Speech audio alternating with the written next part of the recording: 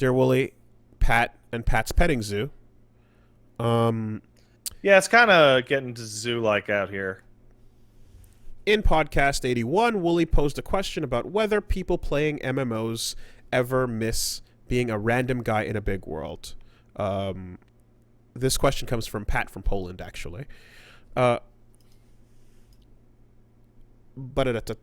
big character, random guy in a big world. If their character is now written as a powerful big dick superhero, I thought I'd chime in since World of Warcraft, which you've talked about, has exactly that problem, at least according to a large part of its player base. When Pat mentioned WoW, it seemed that he talked about the context of old expansions where indeed you were a random adventurer whose job was to establish their identity gradually and have more of an impact on the world through your heroic deeds.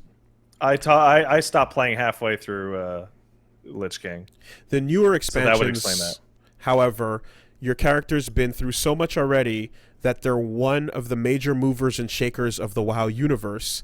A lot of older players really miss the feeling of awe they got from exploring the world for the first time as a grunt with no backstory. It had a charm You can't to do it. that. You can't pick. You can't change that. If your story's gonna have you being a dude, you have to stay a dude. If your story's gonna portray your character as a guy, then your character has to stay a guy. They can't just go back to being a dude. Too late. That's stupid. It had a certain charm to it. You don't feel like the path forward was set in stone and that you were part of some silly prophecy or overused plot armor. That said, the reason why the random scrub approach has worked is probably due to the story not being the main focus of the game back then. Over time, the above-mentioned sense of freedom was traded for a more linear but also significantly higher writing quality. Did I say the most confusing thing in the world?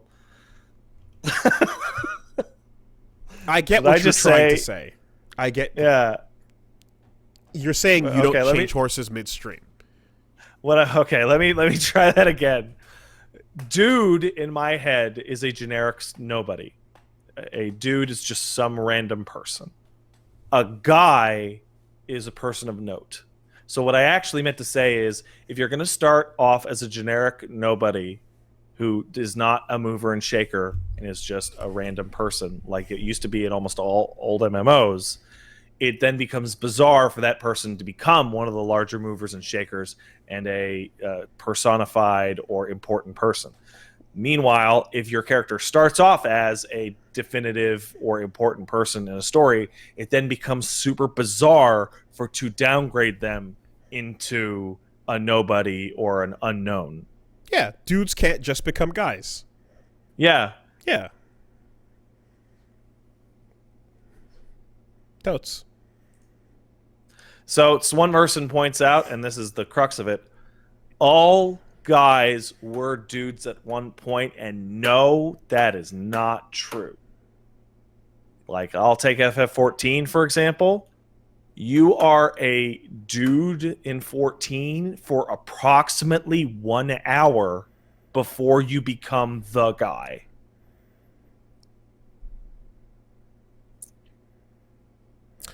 In this context, how do you feel about the modern open world games like Tsushima or Horizon? Do they ever give you that, oh wow, this is a living, breathing world and I get to do what I want thing? Or is it mostly a linear game with tons of fluff, albeit beautiful fluff?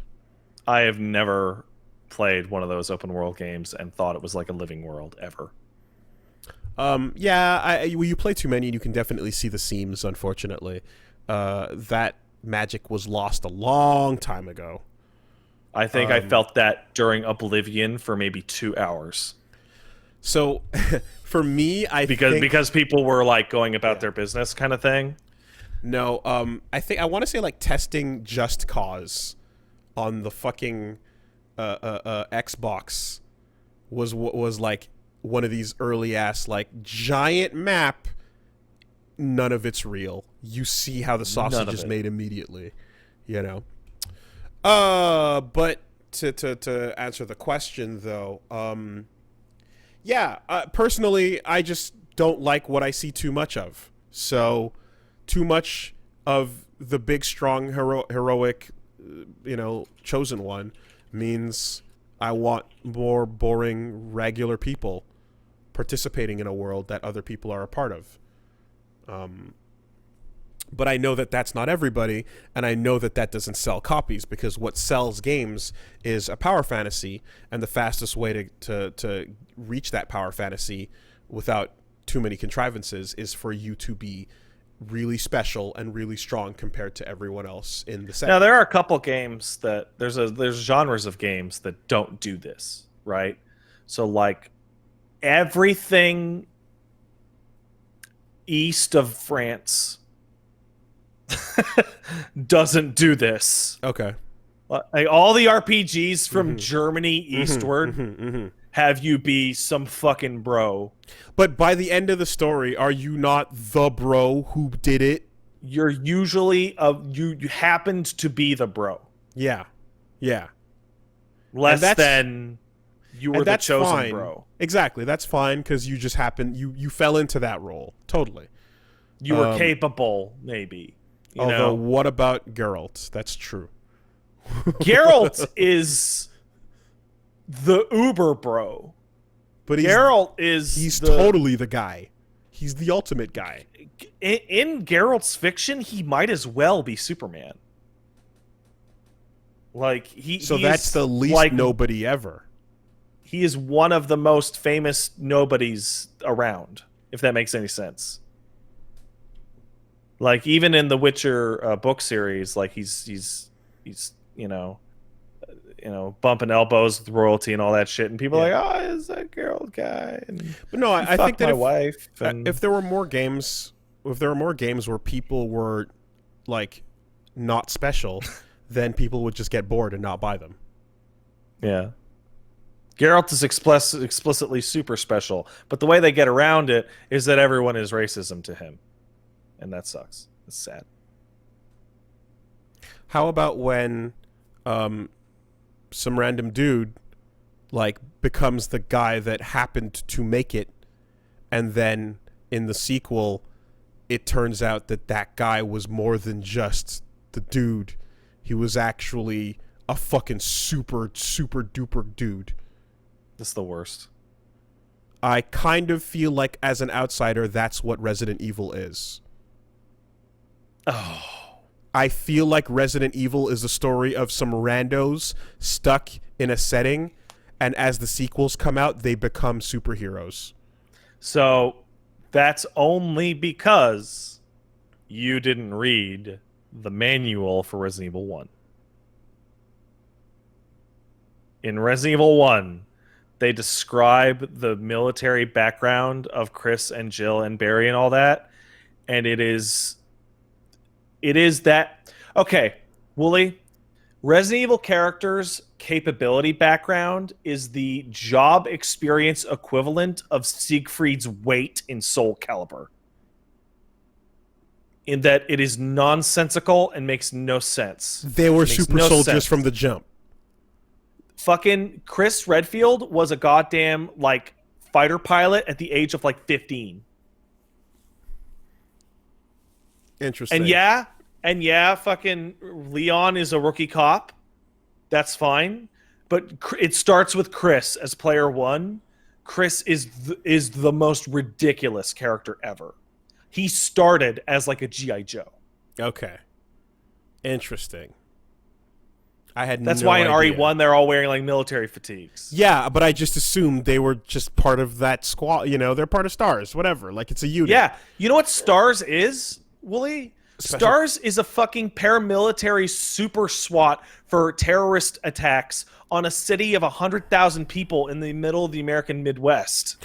Okay, but it's the equivalent of the fucking gang of Predator fucking here to protect Boise, Idaho from international incidents. Dingo is a member of fucking Six, right? And what? In Rainbow Six? Okay, all right. Your main guy, your main character. Sure. And like, he's part of an elite team, but like, he's kind of just a guy.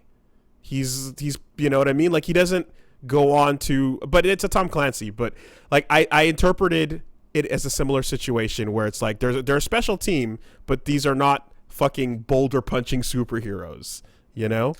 Wooly, in Resident Evil 1, Rebecca Chambers is 20 and she has like a medical PhD. Wow. Okay. Okay.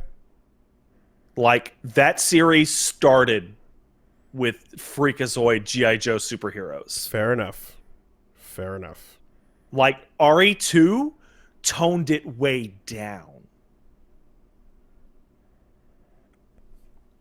Oh, she's 18. Sorry, she's 18. She has a PhD in medicine. Okay. People are confused. I'm talking about Dingo Chavez, the Domingo Chavez, the main character. Is that from Vegas, I think? It's from the book. Okay. From the book Rainbow Six. There's books about Tom Clancy games. I'm talking about the main character of the book Rainbow Six. What? Domingo Chavez. All right. AKA Dingo. Or is it Ding? Ding. Excuse me. I'm sorry. I gotta say that I want to give a fucking golf clap to Ubisoft for successfully getting me to ask that question legitimately.